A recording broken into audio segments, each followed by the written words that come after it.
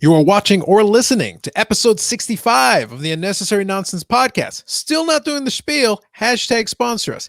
Dave is going to explain to us why his head might explode if the Toronto Raptors do a thing. I'm going to brag about the Dallas Stars while I still can, while they're still relevant in the playoffs. And we'll give you another unnecessary sports market report because that's pretty much what we do.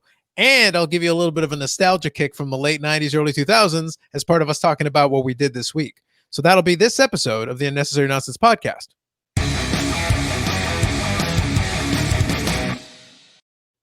Look at that. Production That was values. impressive, Carlos. I like it. You weren't ready. I like it. You didn't know it was coming. I wasn't. And now you know.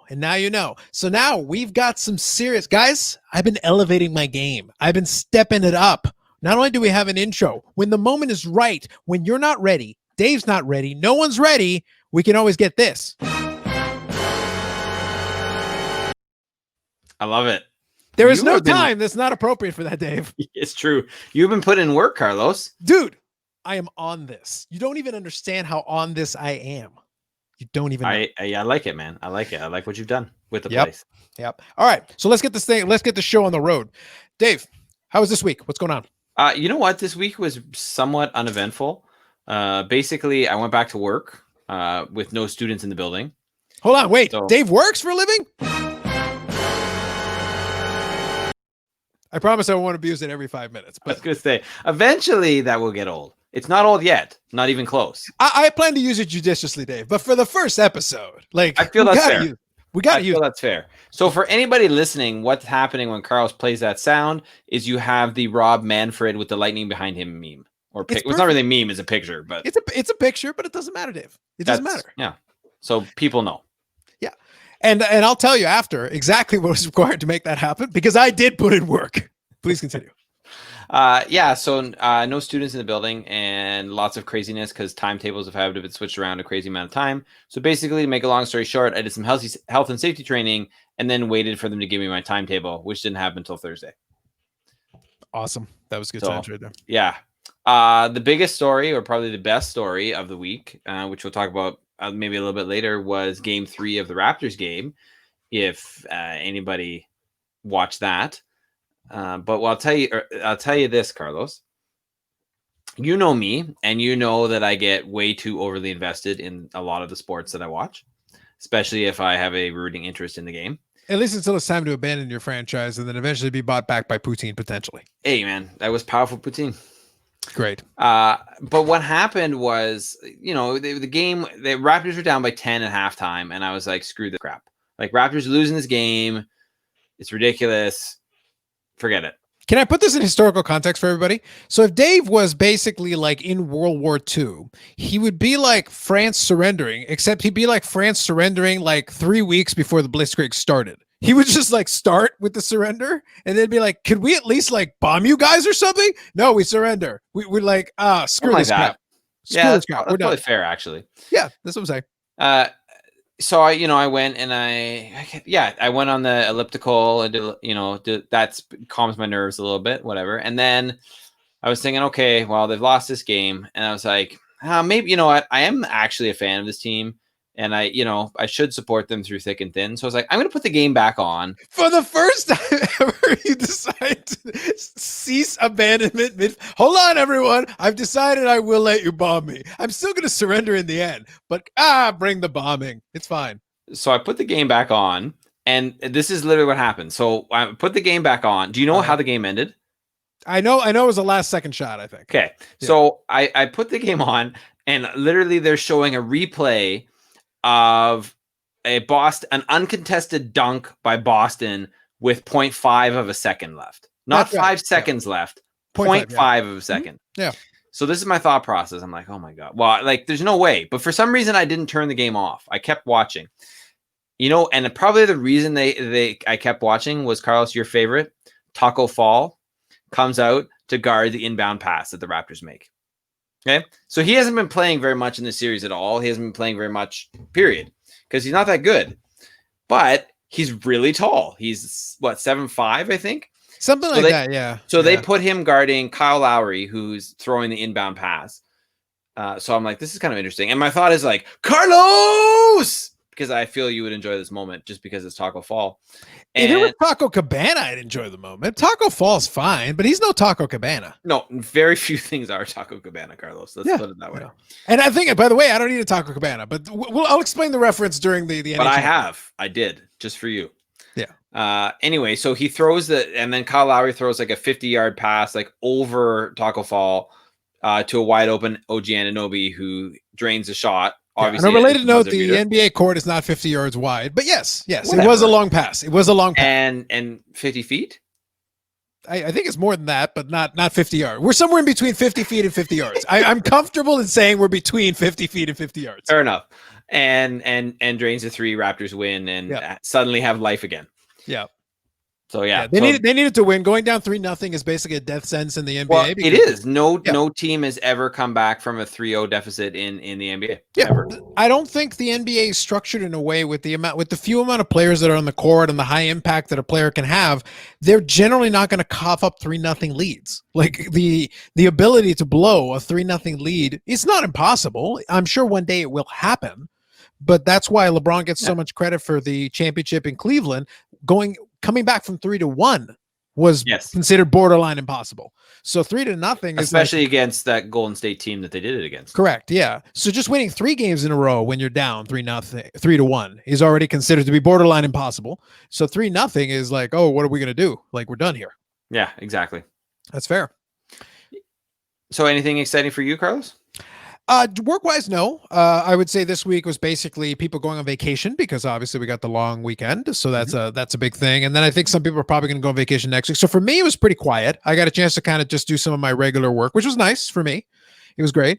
The enjoyment that I got was kind of as a diversion to myself. I go down my beautiful YouTube rabbit hole. So I'll explain that in a second, but let me just do this one real quick as well. So I did get some more Topps Project 2020 packages in the mail, including a very special package that is not Project 2020 related that I'm not going to tell Dave about until later. We'll get to that. We'll get to that post-show. But I did get a couple of Project 2020 packages, of course, in traditional Topps fashion. They just threw it in an envelope and just like randomly showed up without any pomp or circumstance. I still don't have one of the ones because I know, Dave, we went like, a card each on a couple of ones. Those ones haven't come in yet, but I think those are the last couple left now. So I think finally Topps is slowly starting to catch up, I guess. So I think we're waiting on a Jackie Robinson, and there's one more. I think a Fucci of some kind. And a Fucci, yeah. Yeah, a Fucci of some kind. It'll come when it comes. Right now, I have no idea. The Topps thing just shows up whenever it feels like it. I actually got a piece of mail that came from Vancouver that was sent almost 2 months ago. Wow. It was mailed 2 months ago? Yes. It had taken it was with an eBay seller that I had already done business with. I already bought stuff with. I bought stuff before and I bought stuff after that had all arrived already. Wow. So at that point, we just thought, okay, well, I guess this one's lost. And it would have been a shame because there were some Mike Modano cards there that were out of 10. I'm like, well, I can't replace those very easily. Like, I don't know if I'm going to be able to find another copy. They don't come up all the time, but the seller was really good about it. He goes, well, I'll refund you. And if somehow it shows up, let me know and we'll figure something out. I said, great, sounds good. So they refunded me. Like I said, I had ordered stuff after those cards, which had already arrived. Yeah. And even stuff that I'd ordered a week or two ago that had already arrived. So we couldn't figure out where it got lost in the mail between Vancouver and here. So it was weird. Yeah, it was very strange. But anyway, it showed up randomly on Thursday. It just was there with a bunch of other envelopes, including another envelope that was inside of Ontario that had been missing for a month and a half. Jeez. So it's like somebody in the mailroom found a bunch of stuff. This shit should have been out here weeks ago. Put it in the mail. It'll be fine. Like a truck breakdown in Saskatchewan or something that just, they never took the mail off it. I have no idea. Like I said, the second one was in Ontario. So I don't know. Like literally it was from Thornhill to here. Which is not far at all. No, it's not. And it's like, dude, in 6 weeks or 7 weeks, you could have walked it over like easily with time to spare. But anyway, so apparently Thursday was the day when a bunch of lost mail was found. So I don't know what happened there, but anyway, so that was, our long national nightmare continues, but at least it's closing in on conclusion because I think there's only a handful of Project 2020 packages left before that closes off. I'm not going to order any more because to be honest, it's too much of a pain to wait 2 months and let Topps have my money for 2 months. That's not acceptable to me. For sure. I'm still interested in it and I'll still talk about it when the time comes on my own YouTube channel, but I'm not going to tolerate, top screwing around with that kind of thing when it takes forever. Absolutely. Now, the other thing that came, so now let's talk about my YouTube rabbit hole. So I was having some fun while I had some downtime, which, was between different things. I was answering my email, fixing any problems that came up. There were a few, but I fixed it all and did all that. But during my downtime, I like to watch some YouTube on my other screen. So I was watching some stuff. I don't remember exactly what caused me to watch the first video, but let me give you a little background and then I'll explain what I was seeing. So back in 1999, so from 99 to 2001, the channel that was Spike TV, I think they've rebranded themselves again.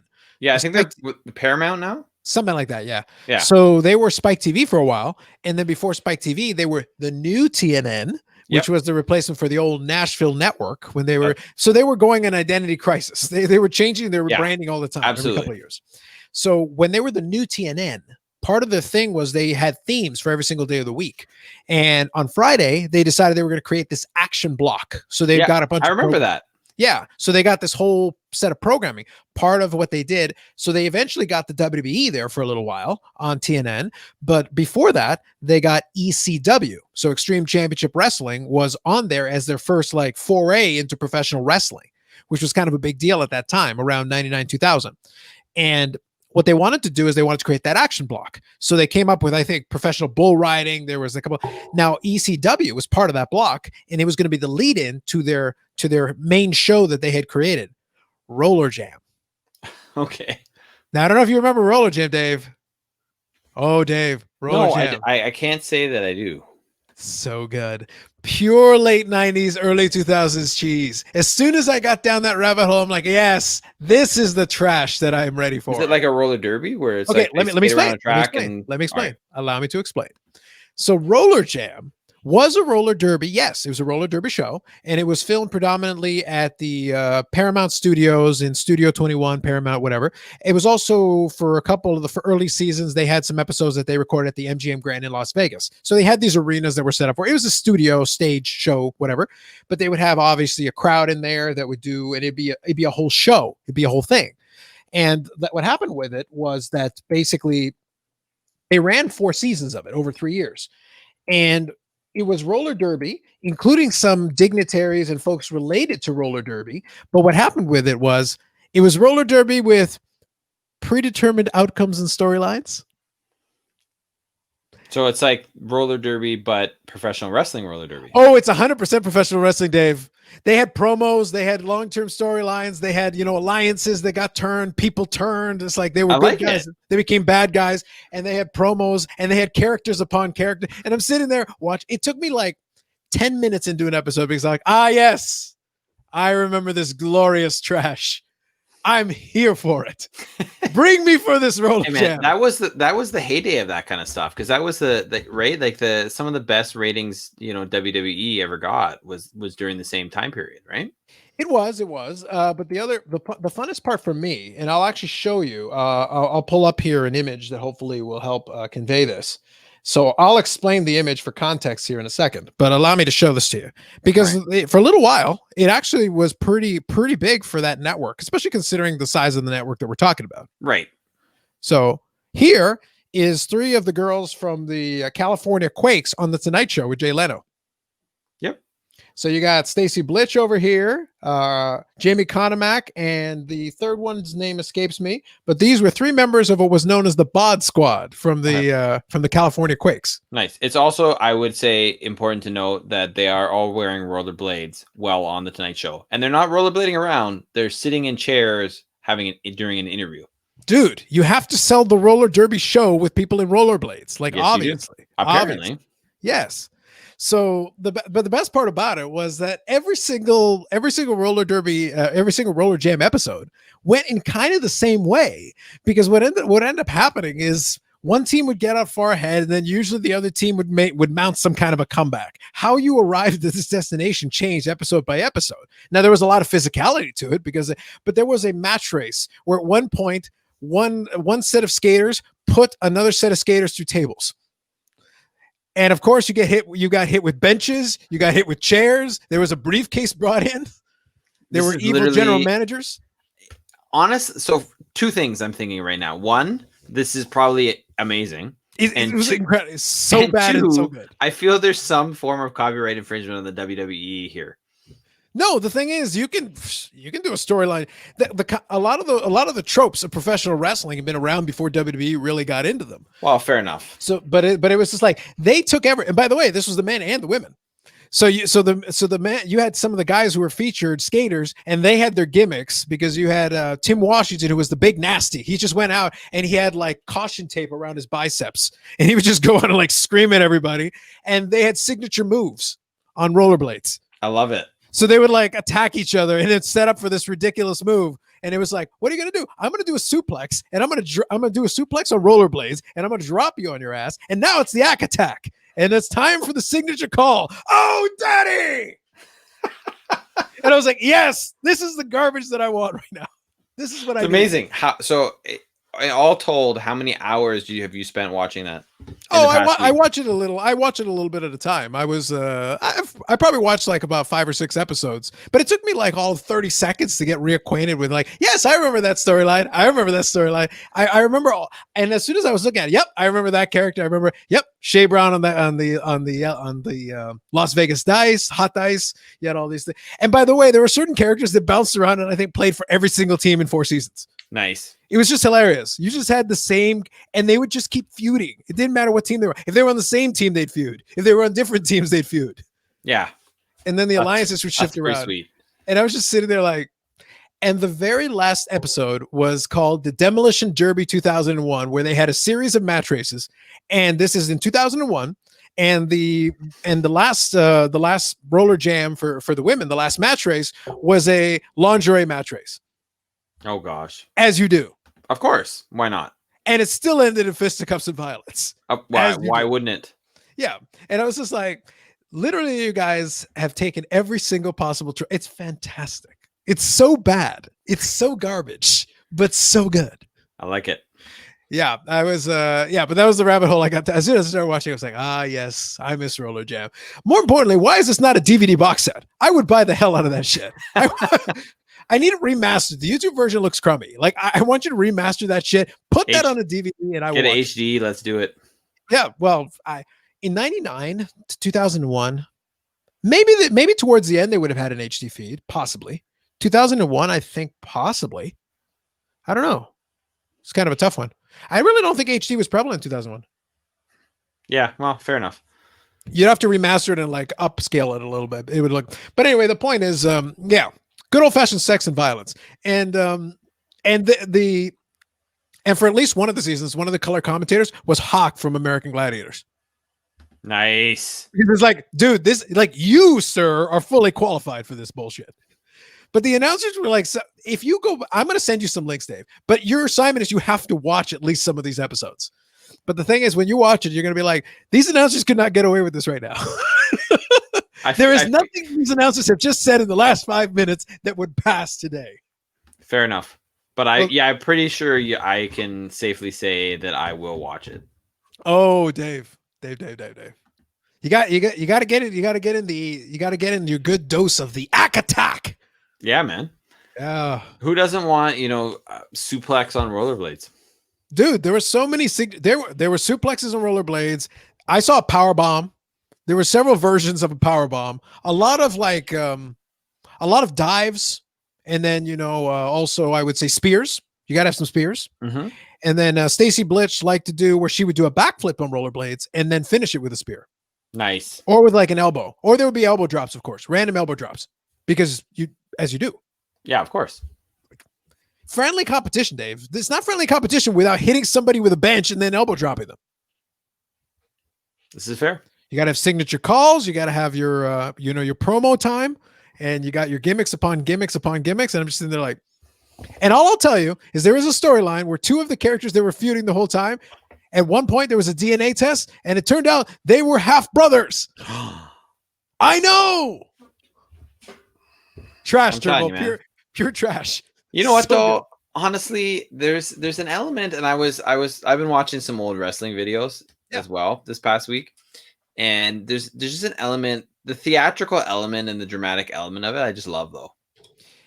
But the thing is, Dave, I think what people forget, and this is why I always thought the WWE actually did themselves a disservice a long time ago, because they keep trying to act like they're special. They keep trying to act like they're this different entity. And what they don't realize is that at the end of the day, they're an entertainment product, like any other entertainment product. If your actors are no good, the product's not going to be good. If the writing's not good, it's not going to be good. Correct. Or if you're so over the top and everybody just fully commits to it, because when the whole Rollerjam thing, think about it. Think about the concept that I just described to you. Yeah. Roller derby fused with professional wrestling. No aspect of that sounds like it's going to work. No. And truthfully, it probably didn't work because it didn't last past the 4th season. But they got the 4 seasons. And I was going to say, it's probably surprising that they actually lasted 4 seasons. Because for what it was glorious trash, Dave. It was trash, but it was marvelous, glorious trash. And everybody was in on the joke because it was so preposterous that you can't take it seriously. And because nobody took it seriously, then it was just fun. Yeah.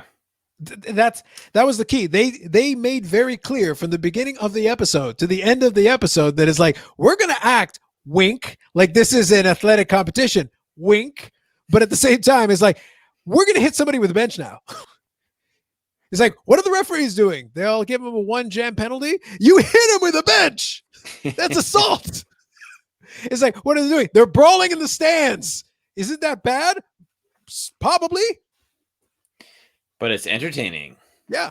And it was like, yes. So so your homework will be, I'll send you some links, and your homework will be to watch some episodes. And what I need to know is who your favorite male skater is, who your favorite female skater is, and your favorite gimmick.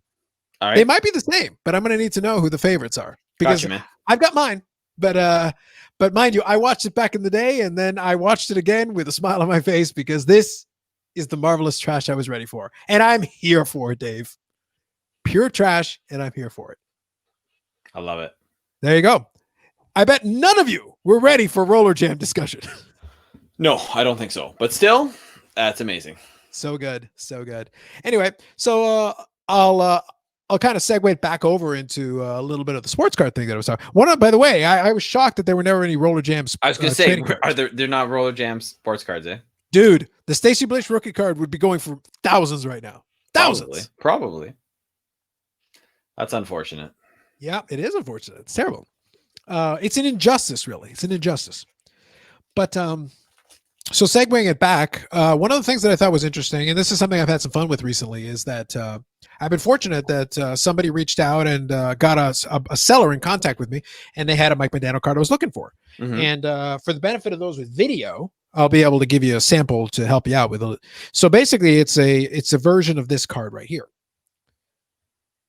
All right. So what? It's just basically a picture of Mike Modano with the A, just a full on, like profile. Yeah. No, this is just a variation of a card that comes. It's an upper deck card, and they released it in that series. But the thing is, there is a purple version of that card I just showed you that is a 1/1. Okay. So certainly a limited card, and I have almost all the other cards in that series for that year. So I've actually put together the collection. So the purple one is the last one I'm missing for that series, that little sequence there. The problem that I ran into is that the guy pulled it, I think, out of a box, so he's very attached to it. So he put it up on eBay for $1,000, and he reached out and he said, "Well, somebody told me I should reach out to you." And I said, "Okay." It's like, "What do you have?" And then he showed me the card, and I go, "Oh yeah, I'm trying to put together that grouping, that set, and that's the last one I need for that." And it's the only one of these cards. So he's the only it's a 1/1 in the world. Okay, right. That's right. So it's not like I can wait for the other one. So I said, "Okay, so what are you looking for?" And then he goes, "Well, I'm looking, I think about 1,000 is right." And I go, "Okay, good luck with that." So, and he goes, it's like, "Well, what do you want to offer?" It's like, I can't offer you anything right now, because if I offered you something, you'd be insulted. Why don't you just put it up and we'll see what happens? But I said, "Thanks for letting me know. We'll see what happens." So I sat back and I waited and I watched. So at a certain point, he put up a special offer for anybody who's watching for $850, no takers. He lowered the price to $850, no takers. He lowered the price to $700, no takers. He lowered the price to $600, no takers. And then he sent me a note. He goes, "Hey, I saw some of the stuff in your Instagram and your for your collection and stuff." And he goes, "I have great respect for the collection you put together. I'll let you know that I'm willing to sell it to you for $500. And I said, "Well, that's very nice of you. I appreciate it. Let me think about it. Leave it up and let's see what happens. Let's let that play out." And it's like, okay. So anyway, and then he got back. He goes, "So I'm lowering it to $400. So steadily the price is coming down, down, down, down, down, Yeah. down, down. Of course. Yeah. The thing is that I'm in an interesting spot because I do want the card, but at the same time, I don't need it. The world will not end if I don't have it. I'd love to finish the little series I'm building because that's always fun to do that. But it's like, I'm not going to pay more than what I deem appropriate. Of course. I will pay. I sent Dave a text message like a week or two ago. I lost on a Mike Modano card that I bid almost $900 for. So I will not hesitate if it's something that I deem appropriate. But this is just a purple version of a card that I have. The red one I showed you is out of 20. Okay. It's not like I don't have rare versions. And by the way, I've got dozens of one of ones. I don't have one. I have dozens. Plural. Right. So it's like one way or the other is not going to make a difference to me. The value to me is that it would complete that specific one that I've been working on for this year's set for this thing. It'd be really cool to finish that series. But that isn't worth $1,000, $700, $600, $500. It's probably worth, I think the most I paid for a one-of-one recently was like $176. Okay. So so it's one of those things where I'm waiting for his price to go down. Either somebody buys it, in which case, fine, good for you. Or it's like, look, man, I can probably do $200. The Joe Sakic for the same card went for $150. The Martin Berger went for $150. And I don't know what you remember about 90s hockey. Those guys are at the bare minimum on the same level, if not by some people's metrics, a little bit higher. Joe Sakic was pretty good. Yes, he Martin Berger was pretty good. Yeah. Yeah. So it's like I struggle to pay more for the Modano than I would pay for the Sakic or the Martin Berger. Fair enough. Yeah. And the Gretzky's up right now, and the Gretzky will probably go for the kind of numbers he's looking for, but it's Gretzky. Yeah. It's a one-of-one? Yeah, absolutely. All the purples like that are one-of-ones. Okay. For all the players I named off. But the point is, like, it's Gretzky. That's a different conversation. Absolutely. It's always a different conversation with Wayne Gretzky. Correct. So it's one of those things, like, I have to put it in relative terms. Well, what happens, though, if the Gretzky goes for under 1,000?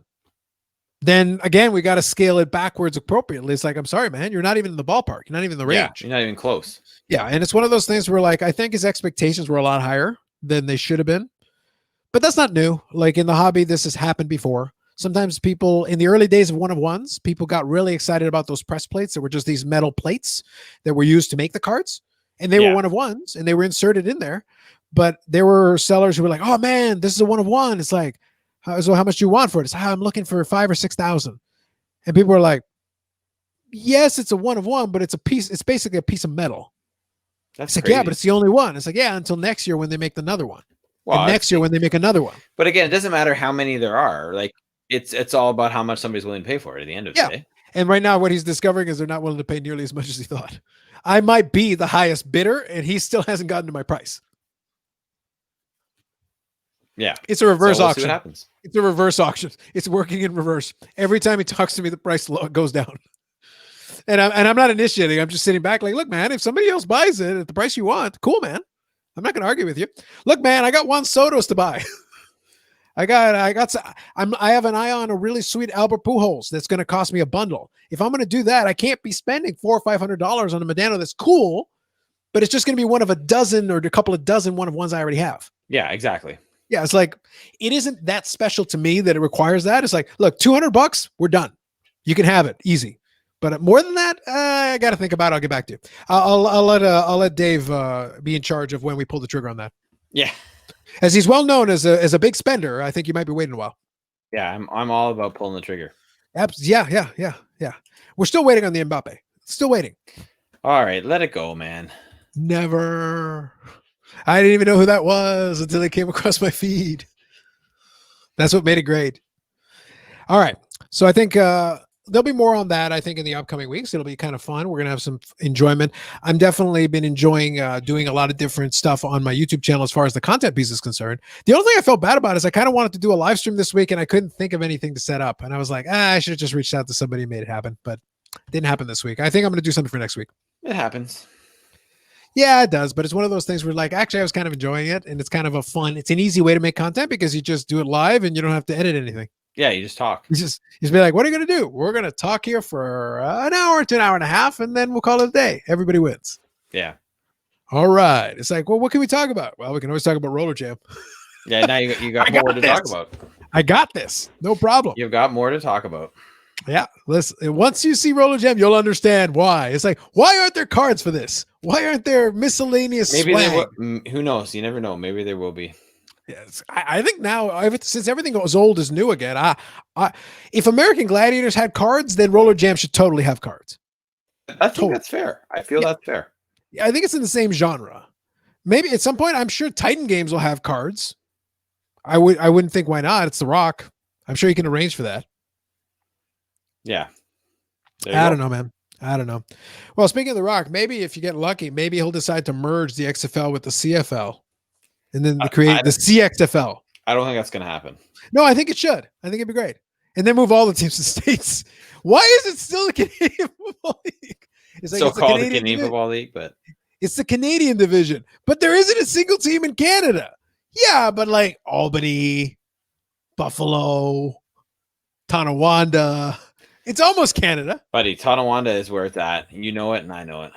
Hey, listen, you know as well as I do that we would have season tickets to the Tonawanda whatchamacallits playing out of the Econo Lodge Arena. Could you imagine?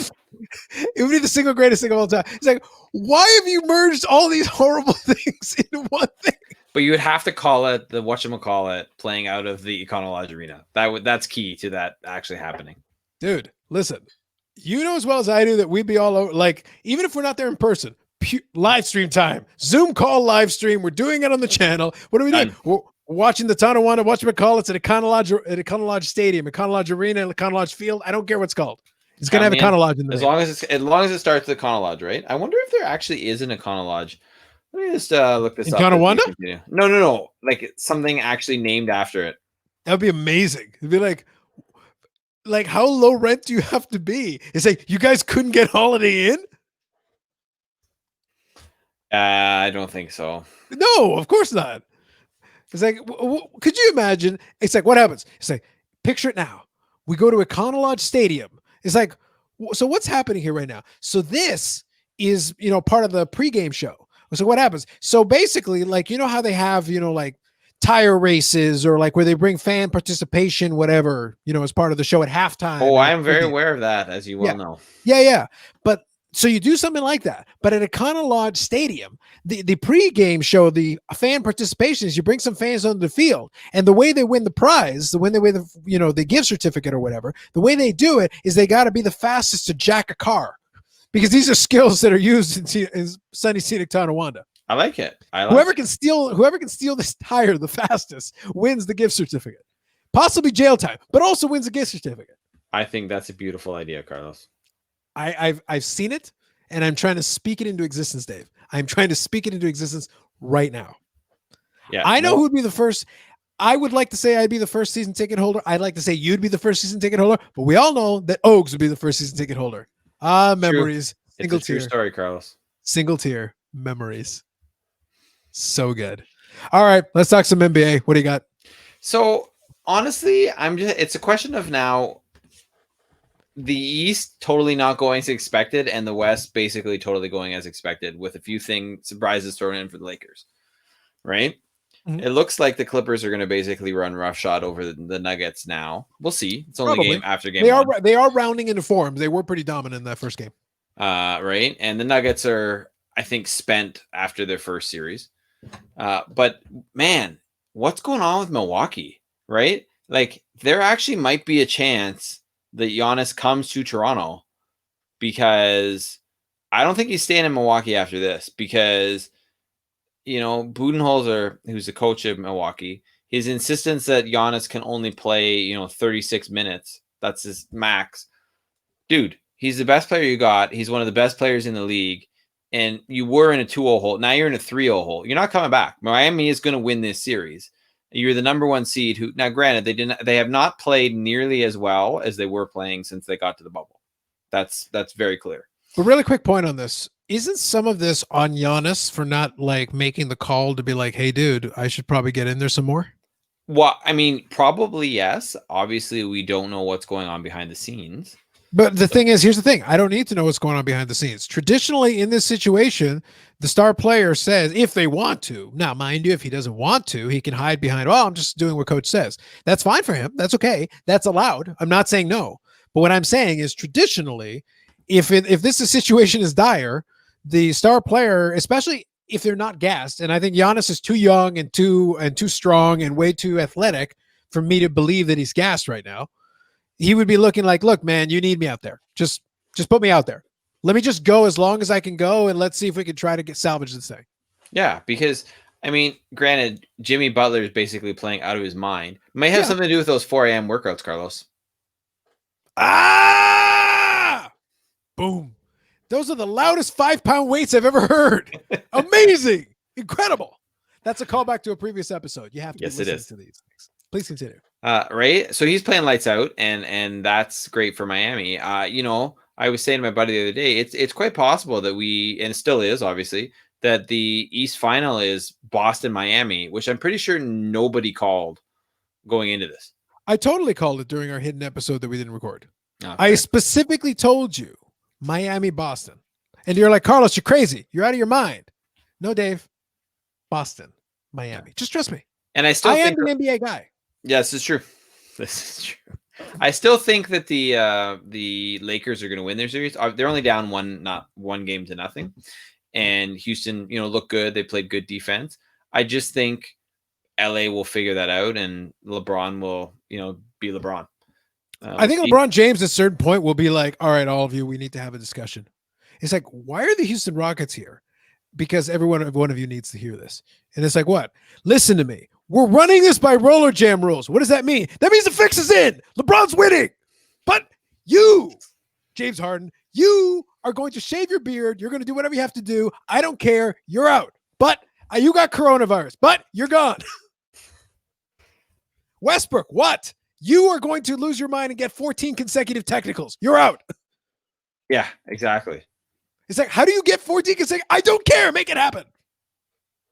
Hit somebody with a bench. Could you imagine? All back to Rollerjam. Hey, that's where this episode has gone, and it's also where this episode is staying, apparently. Dude, I'm not fighting it. Don't fight this. Don't fight this. We're in a good place right now. So there, I mean, you know what I mean? So for the NBA, I really think, we'll see. If the Lakers end up winning this, but they keep looking shady, then I would say the Lakers win. If the Lakers win this, but they keep looking shady. So wait. So does when James Harden mysteriously gets coronavirus, Russell Westbrook? I don't think you need to do that, right? I don't think he's going to get mysteriously. He's just going to suddenly show up to a game without the beard, and people are going to be like, wait a minute. I still think it would be great if you just went with it, like make it so obvious. Again, go with the Rollerjam model that make it obvious and campy. Just be like, so you're saying James Harden got coronavirus, right?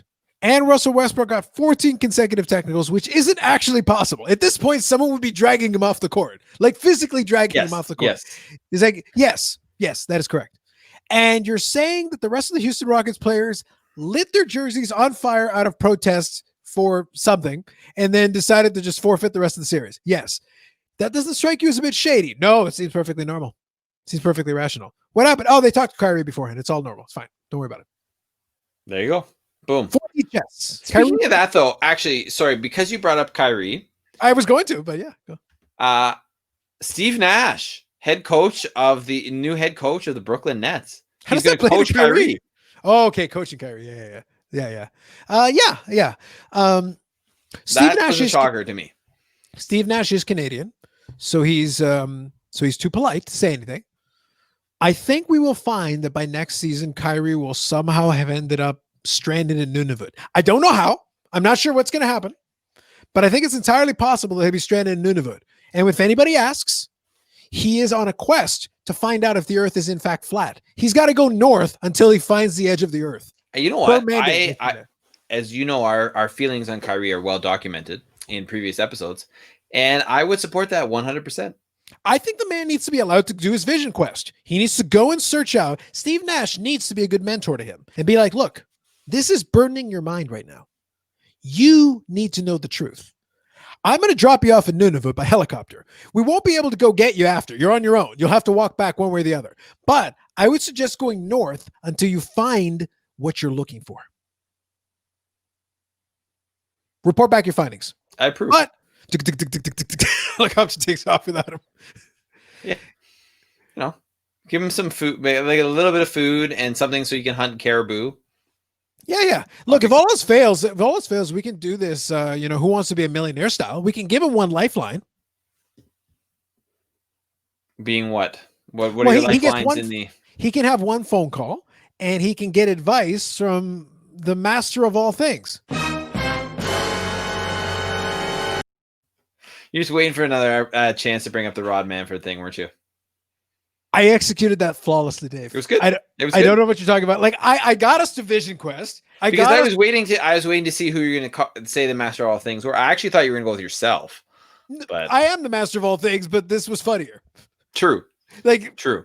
Like I am the master of all things, but it was like I got us to Vision Quest. I got us to Nunavut. For God's sake, Dave, I got us to Nunavut, and I got Rob Manfred in there as the helpline. So and that's go ahead. Yeah. So I would say this is a sort of end point to the Steve Kyrie. Well, no, but here's the thing. I honestly have no faith in Kyrie winning anything. No. Ever. I mean, look at this, right? No. If you watch the NBA, if you look at the Celtics last year versus the Celtics this year, right? Yeah, I mean, they did get Kemba Walker, who's a great player. But the major move they made, the biggest thing they did was get rid of Kyrie. Yes. And they're insanely better. Yeah, for sure. Because there's less dissension, there's less of a problem. It's like, okay, great, he's out of the way. Now we can do what we need to do. So if I feel like this actually helps their chances of winning the NBA championship. So if that's Steve Nash's master plan, then this is a brilliant hire, right? He's like, just get rid of Kyrie and we're just riding Kevin Durant to the finals. That seems like a viable strategy to me. I think so too. Yeah, it'll be yet another team that succeeds after Kyrie's gone. They're just trying to figure out how to do it. It's like, so you think the Nunavut thing would work? Oh, totally, it would work. It's a great idea. There you go. Speaking it into existence, Dave. I'm speaking it into existence. I am 100% on board with this, Carlos. Yes. Outside of that, NBA-wise, you want to talk about anything else? No, I think we're good. I mean, there's not too much else going on. I think the other thing that did come up, and obviously I should have read more into this, but I didn't because, sometimes you don't. But apparently players are allowed to have family members come, but only players. I believe that is correct, and I think that's changed as now we have less teams. I think that's the whole deal. No, that's fair. I have no issue with it. But if you're why can't you let it happen for coaches? No one cares about the coaches, Dave. Well, the coaches care about the coaches. I'm 50-50 on that. Steve Nash and your Vision Quest care about the coaches. Yeah, but Steve Nash isn't on the bubble right now. He's fine. This is true. He suggested to put Kyrie back in the bubble. Just by himself. He's like, just you. And at the end of the season, they're gonna go MLB model, play without fans, but fly to the different cities. Yep. And Kyrie, we're just gonna leave you here in Orlando. Well, joke's on you. The bubble. I'm gonna play. You traded me for the Magic? No. You're gonna stay at Wide World of Sports and play there. No, I'm saying yourself. The joke's on you. I didn't say he was going to the bubble in Orlando. I just said he's going to the bubble. It's like, we're starting the Nunavut plan right now. It's like, Kyrie, stay here. The NBA Finals is being played in Nunavut. I like it. Are you sure about this? Yeah. Just hang with the polar bears. I need you to lock this down. Your job is to keep an eye. Make sure nothing happens. These basketballs must be in pristine condition when we get back. Helicopter. I am on board with that. Like, I got this, man. Especially since, Nunavut is a big place. It really is. Yeah. So there are lots of random islands you could you could put them in alert. That is part of Nunavut now. Fabulous. Love right? It. Which, so those of you who don't know, which is most everyone. Yeah. So alert is on an island in Nunavut, but it is pretty much the most I think it's the most northern settlement of any sort or permanent settlement in Canada. Right, which means it's almost basically, if you think of the map, the tip of Greenland, like not the southern tip, but the northern tip. So it's pretty far up there. You know what I mean? So if you're going to try and find whether the Earth is flat or not, I feel that's not a bad place to dump somebody. That is what I'm trying to get at. It is like the perfect place to begin this. And after he causes dissension in a completely isolated community that is distanced from the entire rest of the planet and gets booted and excommunicated out of that, he can only go nowhere but north. Yeah, I feel this is, everything comes up winning. It's just so you know, the last census that was taken, the population of Alert was 62 people. Fantastic. So I feel, this is right on the money for where this whole Vision Quest should start. I can't imagine a single better place. Other than Econo Lodge and sunny scenic Tonawanda. That'd be kind of funny if we left him That's there. fair too. That's almost like leaving him in Nunavut. But, still, whatever. He can participate in the ground crew at the new arena. That'll be great. So, yeah. Okay, great. So, NBA-wise, I think we're solid there. So, let's talk a little NHL because I got to do a little bit of self-indulgent pandering while I still can. This is my moment. This is it. So, I'm just going to let you go on this. Just tell us, Carlos, since you have the background up, will you be adding another year to that banner this year? Excellent question. No, probably not. No. Like, there was no hope going into it, and there continues to be no hope because I watched that team play. Holy crap, did I watch them play. The good news is they were able to successfully get rid of the upstart Colorado Avalanche on their third attempt. They were up 3-1 in that series. They were eventually able to beat them in overtime in Game 7. Yes. Eventually. I was making the comment to somebody. I go, it's like the names are familiar in terms of the teams involved, but this is not exactly Patrick Waugh, Peter Forsberg, and Joe Sakic Colorado Avalanche that I'm worrying about here. Adam Foote, Claude Lemieux. It's not that Colorado Avalanche. On the other hand, I suppose I don't have Mike Modano, Brett Hall, Joe Nieuwendyk, Ed Belfour. I don't have Mike Keane. I don't have Guy Carbonneau. I don't have Richard Matvechuk. The amount of players that I'm naming from a team from over 20 years ago should disturb a lot of you. Yes. Because when we get to Richard Matvechuk, holy crimson crap. And I haven't even gotten to Jamie Langenbrunner. Let me tell you about Jamie Langenbrunner. No, I'm not going to do that. But the point is, I got to Richard Matvechuk, which to me is like the bar that I remember that team fondly. But holy crap, this team is not that. But, hey, listen, they had a random Finnish player who got a hat trick in Game 7. A guy who doesn't have any cards. I checked. That's unfortunate. He does have a single Finnish card, and I bought one. It cost me a couple of bucks. I laughed. I was like, all right. So I've got that, and I've got Alex Radulov. Hey, I got to have my random Russian, He's no Sergei Zubov. Yeah, I love it. Random Russian. Well, also we had Sergei Zubov back in the day. Come on. Got to have it's pretty much a given for an NHL team now. You got to have at least one. Yeah, exactly. But the whatever. I'm trying to get into it as much as I can, but this Dallas team is just so hard because I'm sitting there like, okay, Jamie Benn is there. He's doing some work, good. But I'm sitting there like, I feel like the guys leading the charge right now should be like the Jamie Benns. He doesn't have to be scoring on every play, but he's the captain. Like, for God's sake, I feel like I should be seeing you front and center in some capacity here. Yeah. And we've got, Tyler Seguin, who is a legitimate great player as well. But it's like, I don't know who my goaltender is half the time. I don't know where my scoring is going to come from half the time. The thing is, they're scoring goals, but I feel like it's the most random combination. Jamie Oleksiak is back on the team. I swear they traded him away at least twice. I'm confident they traded him at least twice. And somehow he keeps ending up back on the team. But he definitely scored a goal in this playoff. Whatever, man. I've got Jamie Oleksiak autograph cards. You know why I have Jamie Oleksiak autograph cards, Dave? Because reasons? Because they were a random throw-in on an eBay lot. Somebody thought they were worthwhile just throwing in. I got 2 different packages at 2 different times that included Jamie Oleksiak autograph cards. 2 of them. Oh, jeez. They were literally toss-ins. I bought the card, and then this was like, hey, I'll throw this in there. Here you go. Here's a bonus. No. Usually they throw in some random base. They threw in an autograph card. That's a certified autograph, by the way. Nice. Hey, at least it's certified. Yeah, but I got 2 of them, Dave. I got 2. That's how I have them. I have them because they were thrown in as part of an eBay lot that I bought otherwise. I like it, though. I like it. Yeah. So I was like, I'm struggling to figure this team out. I got nothing, man. I'm like, okay. I was laughing because they were pinging me and they were saying like, are you nervous yet? Because it was overtime in the Game 7. And I'm sitting there like, well, I'd be nervous if it was, number one, I have no expectations for this team. The fact they're even in the Western Conference Finals, the last time they were in the Western Conference Finals was with Marty Turco in net. They're not the Dallas teams with, Ed Belfour, Mike Modano, Joe Nieuwendyk, Brett Hall. Those teams are the teams that I have the most fondness for. But the Marty Turco era was pretty fun too. We had Brendan Morrow. We had a couple of other players that were pretty good. That team got close a couple of times. They did get to the Western Conference Finals a couple of times in Marty Turco's tenure. It never quite worked. But we knew who the goaltender was. The goaltender was Marty Turco. He was the guy who took over from Ed Belfour. You knew exactly what we were doing. Right now, I have no idea. In 2015, they probably should have gotten to the Western Conference Final back when they were Team Taco Cabana when we all loved them. They were, everyone's favorite. I miss those commercials, man. Dude, like that was what brought you had poutine. I had Taco Cabana. That's what put me back on the bandwagon. I was like, yes, Taco Cabana. Endless amount of commercials. Like, do you want to eat it? No, it's not the point. I just like this commercial. And I'm seeing it so many damn times that now I'm amused.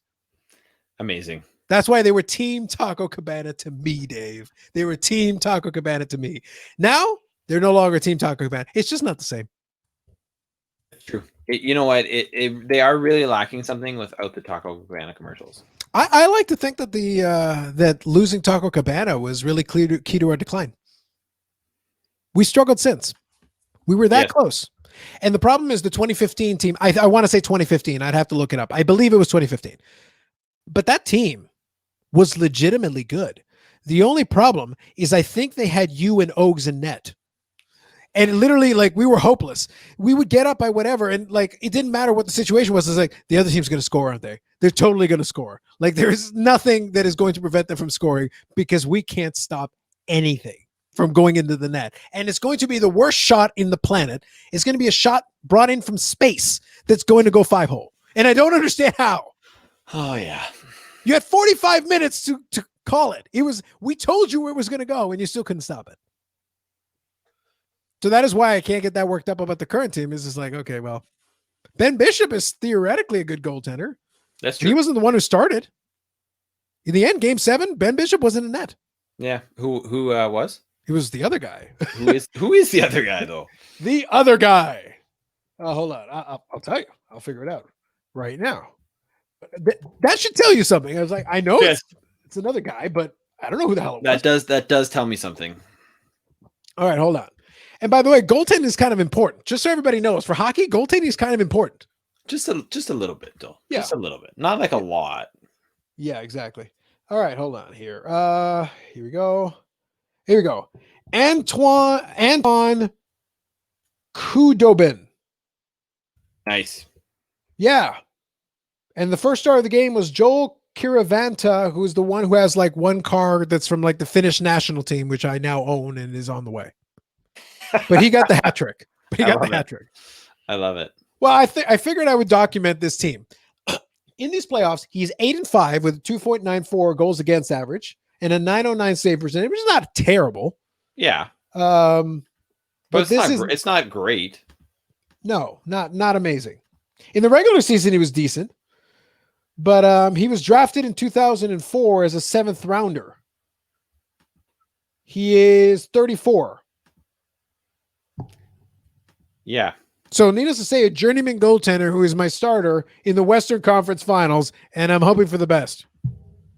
Hey, you know, and it is theoretically possible that the best will happen. I wouldn't hold my breath, but you know. In the NHL, Dave, he has never started more than 34 games and never won more than 19 in any regular season. He has 99 career wins at age 34. That is what my hopes are hinged upon. Yeah, I don't know. Sometimes though, when you don't have the expectations, right? Watching it's more enjoyable when they do win because you expect them to lose, and then when they win, they're like, sweet. I don't know. I look forward to rooting for Vegas in the Stanley Cup final. Because Vegas. Hey, it's my other adopted team. You know, during the downtrodden times of the Stars, I was like, I accept you, Vegas, because I love Vegas. Yeah, you know, and Vegas has done quite well. And if they were the Black Knights, this would be a wrap right now. Well, you know what though, that I feel they've missed an opportunity there. No, I really do. Remember when we discussed yes, this whole team nickname thing. And like if they had been the Black Knights, not only would they have won the Stanley Cup in their first season, they probably would have won the Stanley Cup in their second season. This would be the third season. They'd be a dynasty. They'd have won the NBA finals. Boom. Yeah, they'd have won the NBA finals. They'd have won the World Series. Juan Soto would have been on their team somehow and won the MVP. Like everything would be coming up perfectly. I like it. I don't even know how they got into the sport, but they won that too. And you know what? They won the last 3 Grey Cups, even the one they didn't contest this year because they're under protest. But all of these things would have been won by the Black Knights. Oh, if only. Golden Knights? It's okay. It's fine. The Eastern Conference, though, is interesting. The Eastern Conference, intriguing. Very intriguing. Because the matchup is going to be fascinating. Because really, Vegas and Dallas are actually 2 very flawed teams in the West. However, the potential opposition is some combination of Tampa Bay, Philadelphia, and the New York Islanders. Do you understand how weird that shit is right now? It's quite weird. Like, I'm actually trying to get my head around a Stanley Cup final. Dave, these are the Stanley Cup finals. It will be some combination of Dallas versus one of those 3 teams or Vegas versus one of those 3 teams. Yeah. Huh? Yeah. What? Exactly. Who? Where? But maybe in 2020, that's kind of the thing, man. For the NHL, anyway. Wouldn't this be like the perfect conclusion of the season if the freaking Islanders won the Stanley Cup? They're like, for Brian Trottier! And it's like, why? It's like, well, for Mike Bossy? You know what? Like, go for it. Why not? Well, listen, if you're in the East, you should feel like you've got... Look, Dallas legitimately has nothing to lose. They were not expected to be here. Again, I've got a 34-year-old goaltender who I'm hinging my bets on. I haven't felt this great. This great, Dave. I haven't felt this great since the goalie tandem of Kari Lehtinen and the other guy. Oh, wow. Did I mention that my goaltending situation has been dire for many years, Dave? Many years. So dire. Just for the record, just because we're talking about it, New York Islanders are up 2-0 on the Philadelphia Flyers in Game 7 right now. Sure. Seems on brand. Why not? So, and that's with 14:39 left in the second period. So, you know what? You could have it, Carlos. It could happen.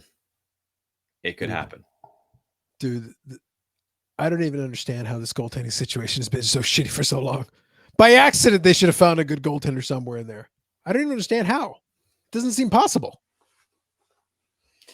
Yeah, I mean, who knows? I honestly, though, in some ways, I feel I think it will still be a good Stanley Cup final. Did they decided where they're playing it? Do you know that? The actual final itself? Yeah. Are they playing it in Toronto or Edmonton? Or are they being like, I would joke's be on you, Winnipeg? I would be extremely shocked if they did not play it in Toronto. I would too, but I didn't know if it had been announced or anything. I don't know if it has been or not, but I would genuinely be shocked if they didn't. Okay, here we go. I was looking for it. All right, get ready for the goaltending tandem of Kari Lehtinen and Antti Niemi. Nice. Love it. See, But on paper, really. It doesn't look that bad. In practice, bullshit, Dave. Utter bullshit. Yeah, you know what? It's true. On paper, you're like, actually. It seemed fine. By the way, those 2 goaltenders won. That team won 50 games. That team won 50 games that year. Okay? They got 109 points that season. 109. They look like world beaters. They were really good. And they were running up right up until the time they lost in the second round to the St. Louis Blues in 7, and then a downward spiral of no playoffs until basically now. Jeez. Yeah. That was my goaltending tandem. Not exactly Ed Belfour and Marty Turco, Dave. Not exactly Ed Belfour and Marty Turco. Not exactly. I could have taken Ed Belfour at that time and probably done better. I don't care how old he is. He wouldn't have lost that Game 7. Yeah. Well, or if you know what, he might not have played well, but he would have just, taken up a goalie stick and come at people. As you do, Dave. As you do. So that St. Louis team basically lost to the San Jose Sharks, who then lost to the Stanley Cup final to the Pittsburgh Penguins. Fucking Penguins. How I hate the Penguins. See? This is another bad thing that happened. I wonder if that's the year, though, that Ogs screwed us over with the Penguins. I hope not. No, that was the year the Tampa Bay Lightning lost to the Penguins. Okay. Fine, Ogs, you're off the hook. For now. But still, my goaltending was bullshit. I needed like a mash unit. Can you give me who was the emergency goaltender that Carolina used against the Leafs? What's his name? You know who I'm talking about. Sorry, say again. Which guy? The emergency goaltender that the I don't know. No, I know the Zamboni driver. Even though he wasn't actually the Zamboni driver at the time. Give me that guy for the Game 7. Why not? Yeah, that was a great story too. Why not? I mean, what are you going to lose in that situation, right? I already lost game 7, so it's not like I would have. It would. What, we lose worse? Exactly. That would have been the worst case scenario. Oh well, whoop-de-doo. That was the last time they were in position to get to the Western Conference Final. So I'm going to enjoy it for what it is, even if they do get swept. I suspect they'll win a game or something, but I like the fact that they keep putting themselves in these positions. Like I said, that was their 3rd try to finish the Colorado Avalanche. And that I would expect Vegas to win. Actually, I feel this is quite a good chance for Vegas to win the Stanley Cup. But I think they'll make a series out of it. I could see it going potentially 6. More likely, I could see it probably going to 5. But who knows? Right?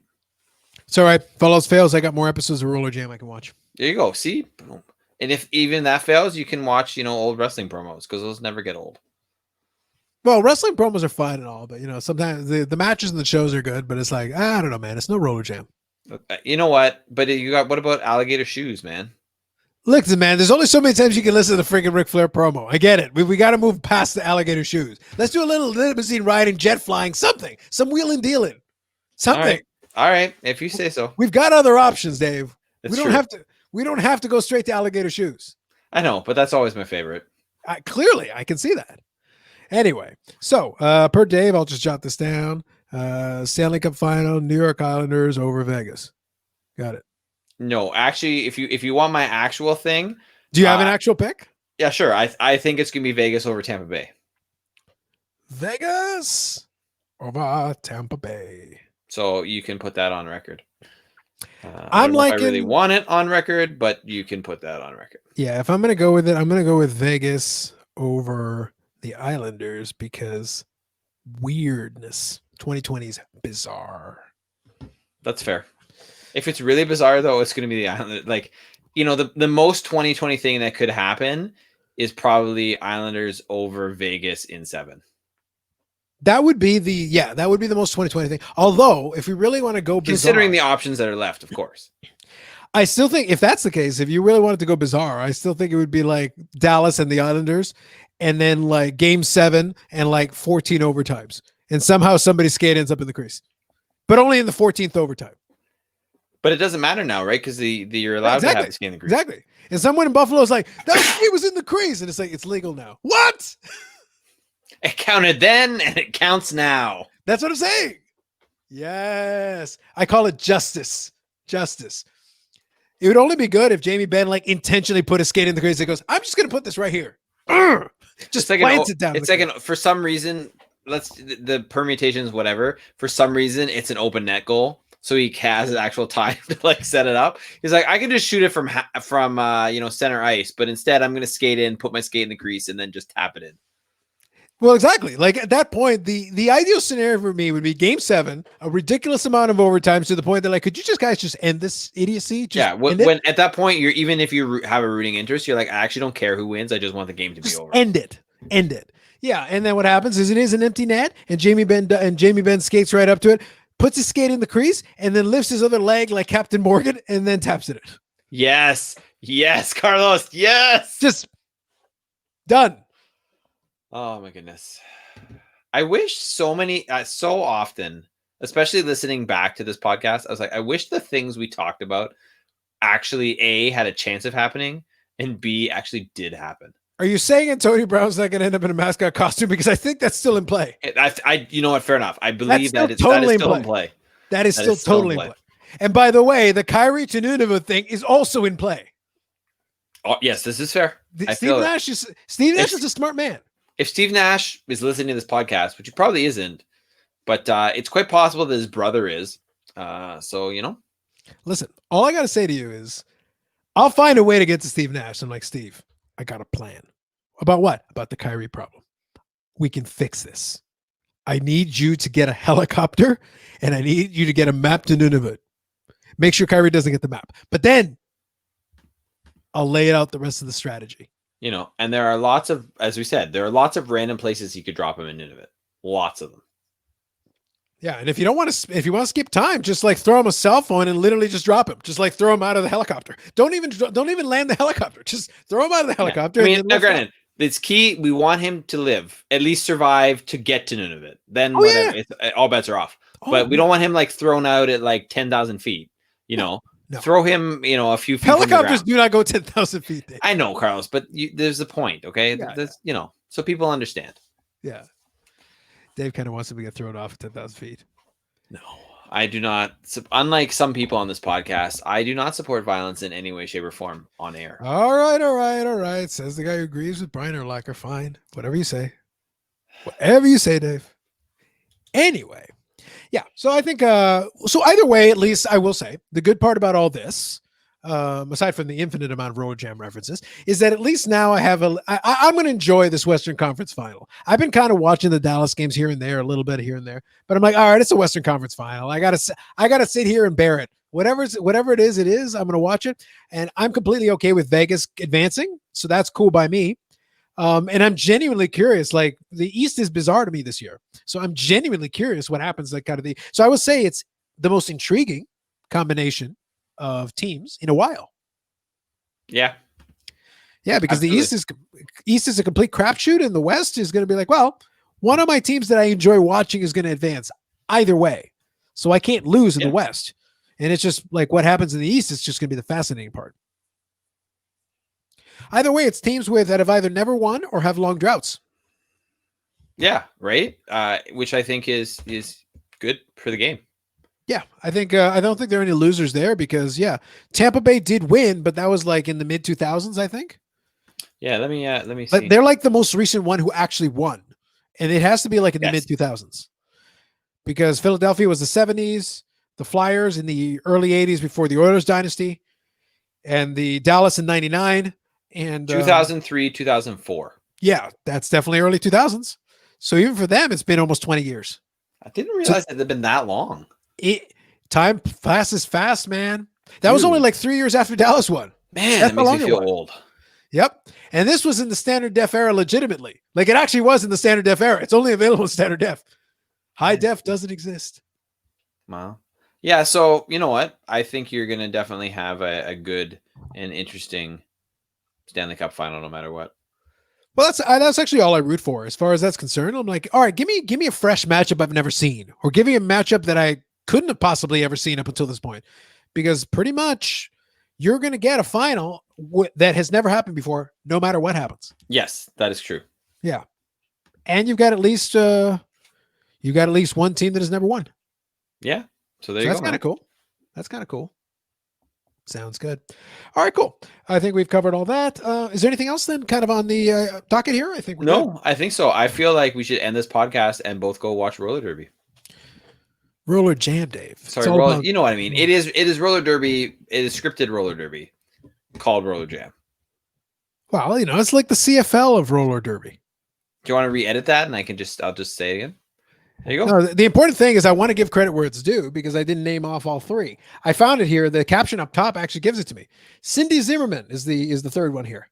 There's Jamie Konomak, and that's Stacey Blitch. She became kind of showing the picture of the three Rollerjam players from the Quakes with Jay Leno on the Tonight Show. Yeah, although I will say for a scripted show, the California Quakes won a friggin' lot. Like they won the first championship, they won the second championship. I want to say they won the third championship. Dynasties, man, dynasties. Like, but they truly had one. I was like, so what happens? It's like, so we have the most popular female skater and the most popular male skater who's a psychopath. So we're gonna put them on the same team, and then we'll just roll with it. I approve, Carlos. I approve. Just wait until you get a hold of the Quake Shake and the Bod Squad, Dave. You'll understand why they were a dynasty. I look forward to the links, Carlos. Oh, and you'll get them. All right. So I think that'll be it for us. For those of you who have been watching on the video version, all the information has been down at the bottom, but you can check out the podcast on iTunes, Spotify, Google Play. This was once a sports podcast that really is just whatever the hell I feel like talking about.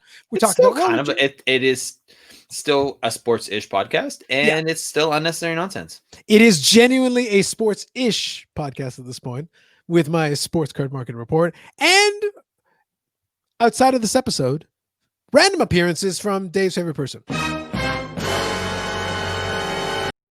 Had to get one more in before we finished. Yeah. I look forward to new and different graphics that you bring to this podcast, Carlos. We'll see. Maybe. We'll see. But for now, you got a good one. And I feel it's going to get lots of views. Like I said, we're going to be a little bit more judicious with it in future episodes, but in this episode, we have to get our digs in. It's beautiful. All right, so we're on iTunes, Spotify, Google Play. We're obviously on YouTube on the Unnecessary Nonsense Podcast YouTube channel. I would recommend that. It's more fun. It's easier to subscribe. Also, you get, the visuals of, again, me making obscene gestures to Dave, which everybody wins. Plus, you got to see the Bod Squad. Now, Dave knows who the Bod Squad is, and if you watch the video version, now so do you. There you go. Think about it. All right, so that'll be it for me and Dave, and that is this episode 65 of the Unnecessary Nonsense Podcast. Go watch some Rollerjam.